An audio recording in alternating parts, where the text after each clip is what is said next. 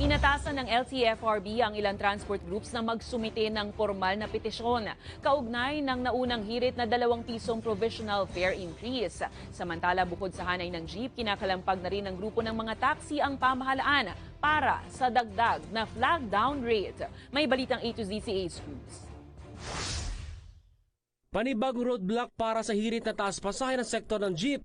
Matapos kasi ang closed-door meeting ng Land Transportation Franchising and Regulatory Board sa sektor, inatasan ng ahensya ang iba't ibang grupo na magsumite ng opisyal na petisyon para sa 2 pisong provisional increase. Gate na LTFRB, ang pinasa ng Stop and Go Coalition, LTAP, Piston at FEDUDAP nitong August 11 ay isa lamang request letter. Paninindigan ako kasi yun nakalagay sa papel. At yung 2 pesos kulang na kulang. Bakit ko iatras? Ngayon, nasa LTFRB kung ibibigay o hindi. Ayon sa Stop and Go Coalition, wala silang magagawa kung hindi magsumite ng formal na petisyon na target gawin sa August 29. Pambawi lang doon sa mga daily na losses namin dahil nalulugi kami, nawawalan kami na nababawasan yung kita ng almost 647 pesos a day doon sa 50 pesos na konsumo namin araw-araw. Kasi ang itinaas sa 6 na beses na pagtaas ng diesel ay umabot ng 12.95. Ngayong araw, muling sumirit ang presyo ng produktong petrolyo. Ito na ang ikapitong sunod na linggo ng taas presyo sa krudo. Naayon sa Energy Department, busod pa rin ng bawas produksyon ng oil exporting countries gaya ng Saudi Arabia maging ng Russia.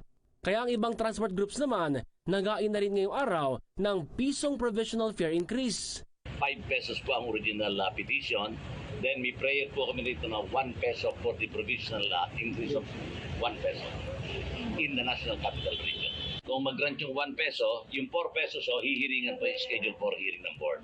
Bukod sa jeep, kinakalampag na rin ng grupo ng taxi ang pamahalaan para dagdagan ng 30 pesos ang kanilang kasalukuyang flag down rate na 40 pesos.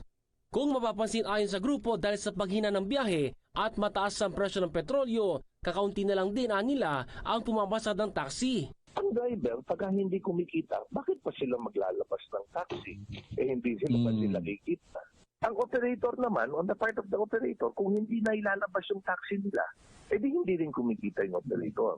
Bagay na pinaburan ng taxi driver na si Jay. Lalaki yung madagdagan yung namin, kita kahit papaano, kahit na ganyan. Sana matupad yan 30, madagdagan ng 30, magiging 70. Sakali mapagbigyan ito, malaking pasalamat daw sila dahil swerte na lang na malaki ang mauwing kita sa magdamagan dahil maraming uri ng transportasyon na rin ang kaagaw nila. Wala, sakripisyo talaga. Ganun talaga mangyayari niyan. Kami ang maapektuhan, dapat taasan din kami. Yung flat rate namin, hindi nagbabago . Sa ngayon, unti-unti na lumalapit ang presyo ng gasolina at diesel sa halos 70 pesos per liter sa Metro Manila, lagpas naman para sa ilang piling syudad. Para sa Balitang A to Z, Ace Cruz.